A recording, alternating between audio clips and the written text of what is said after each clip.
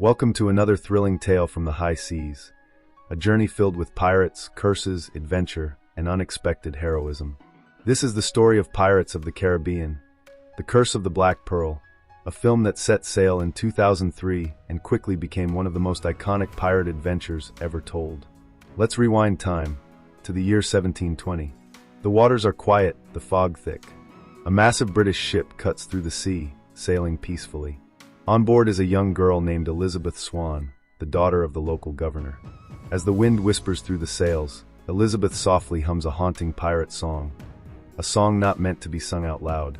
Suddenly, a man on deck overhears her and warns her. "Don't sing that, miss," he says sternly. "This is pirate territory." Those words bring trouble.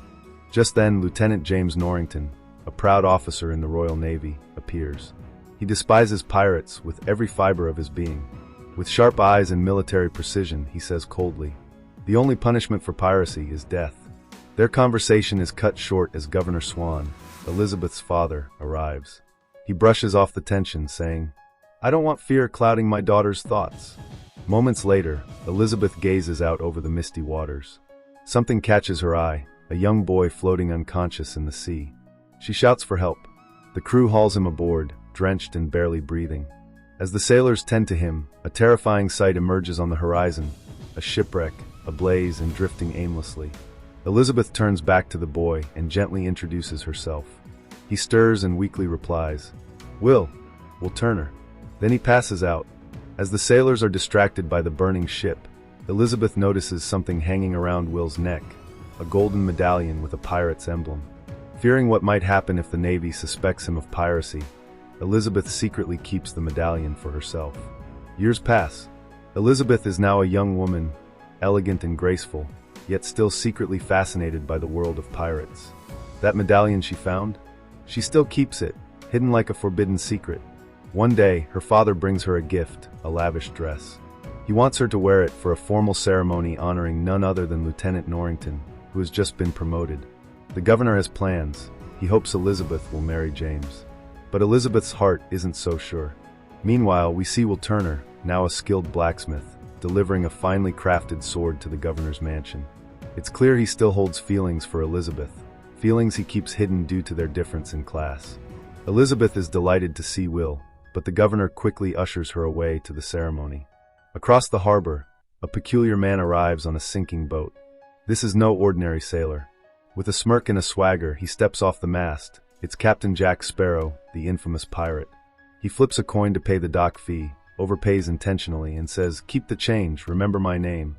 Jack sneaks around Port Royal, scouting the naval fort, but trouble follows wherever he goes. 2 royal guards stop him. They don't recognize him, but Jack admits casually, "I was going to commandeer one of your ships." Meanwhile, at the fort above, Elizabeth and James are sharing a moment. James proposes to her, but before Elizabeth can respond, she begins to suffocate. The tight corset she's wearing cuts off her breath. She faints and falls from the high wall into the sea. As she sinks, the pirate medallion around her neck slips into the water, and something strange happens. The ocean begins to stir. A mysterious pulse spreads through the water, a signal. A curse has been awakened. Jack Sparrow sees her fall and leaps into the water, diving deep to save her. He pulls her out of the sea and revives her, but when the guards arrive, they notice the medallion and the pirate mark on Jack's hand. Though Elizabeth pleads for mercy, Jack is arrested, suspected of being a pirate. Ever the escape artist, Jack grabs Elizabeth and holds her hostage just long enough to make a daring escape. The soldiers give chase, but Jack outsmarts them and ends up hiding in, of all places, Will Turner's blacksmith shop. What follows is an intense sword duel between Jack and Will. The clash of steel echoes through the workshop. Both are skilled fighters, evenly matched. But before the fight can end, soldiers storm in. Jack is captured and locked away in the prison.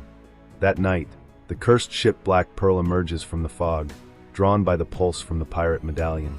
The crew, undead pirates cursed by ancient Aztec gold, storm Port Royal. Cannons thunder.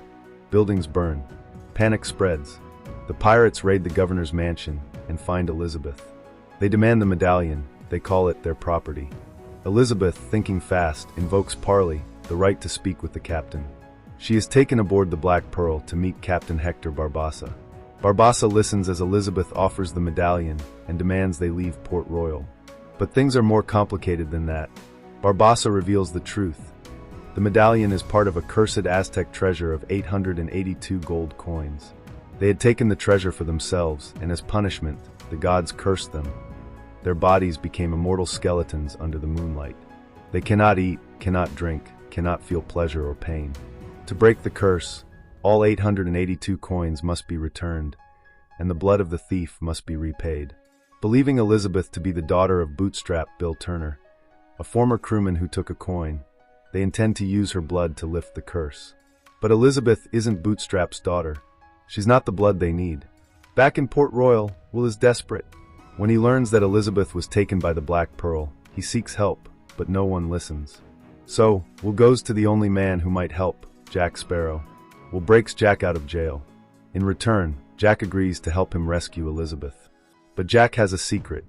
He once was the captain of the Black Pearl, before Barbassa led a mutiny and left him to die on a deserted island.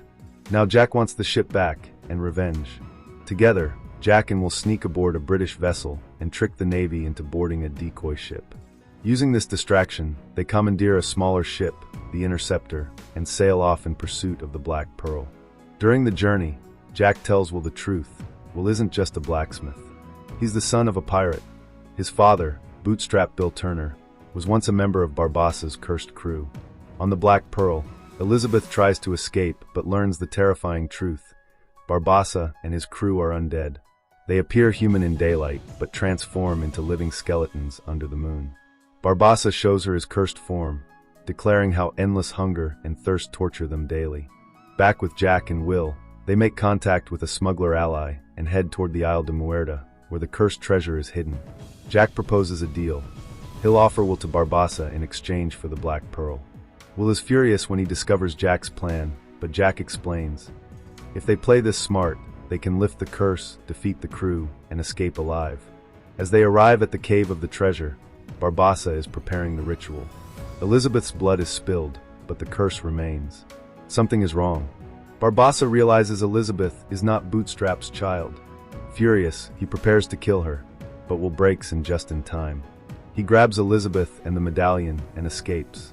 Meanwhile, Jack confronts Barbassa, offering to lead him to the true heir of Bootstrap Turner. Barbassa agrees, but he has no intention of playing fair.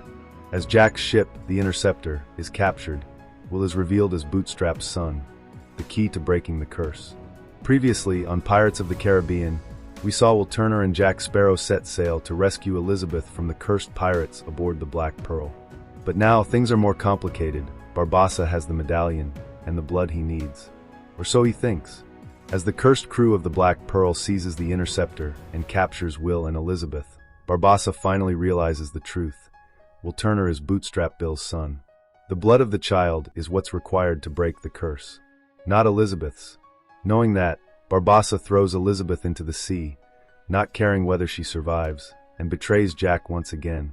He maroons Jack Sparrow on the same deserted island where he once left him to die years ago. Only this time, Jack is not alone. Elizabeth too is cast ashore. With no hope in sight, the two sit on the beach, surrounded by rum barrels.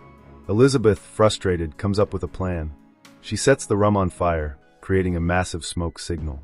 Jack is furious about the wasted liquor, but the plan works. The next day, a Royal Navy ship led by Commodore James Norrington spots the smoke and sails to the island. On board are the governor and James, Elizabeth's father and suitor. They rescue Elizabeth and Jack, and just as they're about to leave, Elizabeth insists. "We have to save Will." James refuses.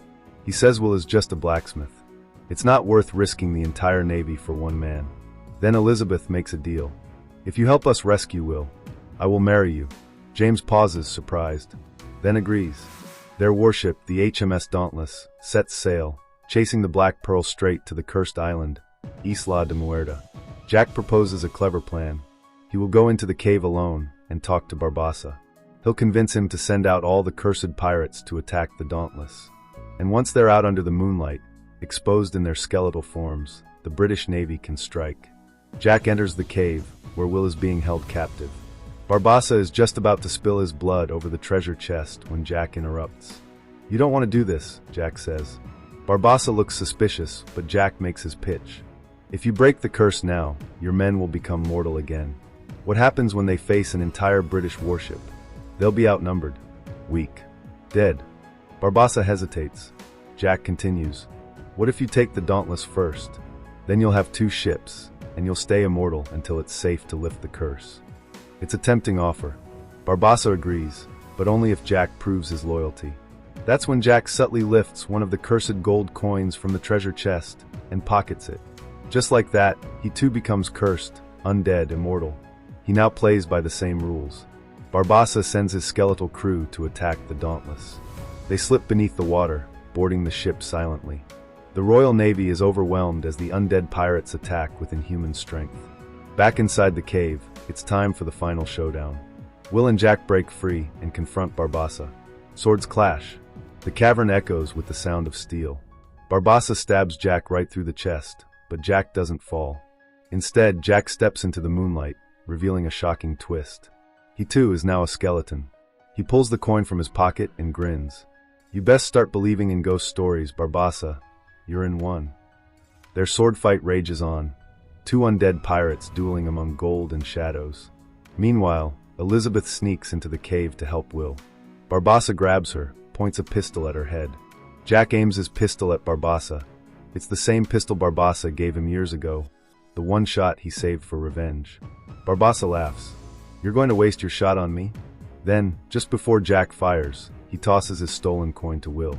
Will slashes his own palm and drops both coins, bloodied, into the chest of cursed gold. At that very moment, Jack pulls the trigger. The bullet hits Barbassa square in the heart. Barbassa stumbles, confused. For a second, he doesn't react. Then he looks down. Blood. Real, red, human blood. The curse has been lifted. Barbassa is mortal once more. And now the bullet matters. He collapses to the ground and whispers, I feel cold. Barbassa is dead. Outside, the cursed pirates aboard the Dauntless feel the change too. Their undead forms disappear. They're mortal again. Outnumbered and outgunned, they surrender. The battle is over. The curse is finally broken. Back in Port Royal, a crowd gathers for a public execution. Jack Sparrow is to be hanged. The noose tightens. The trapdoor opens. But at the last second, Will Turner charges in, sword drawn. He cuts the rope and frees Jack. The two make a run for it, fighting off guards as they go. They're surrounded. Swords raised. No way out. Then Elizabeth steps forward. I love him, she says, surprising everyone. I love Will. The governor is stunned. James looks betrayed. But after a pause, James lowers his sword. He turns to Will. This is a fine sword, he says. And you are a fine man. Jack looks around and sees something else. Off the coast, the Black Pearl is sailing in. His ship, his crew, his freedom. With a wink and a salute, Jack jumps from the fort wall into the sea. The Black Pearl picks him up, his crew cheering. Once again, he is Captain Jack Sparrow. As the Pearl sails into the horizon, Jack steps to the helm, grips the wheel, and says, Bring me that horizon. Then hums the same pirate tune Elizabeth once sang as a child. The adventure has only just begun.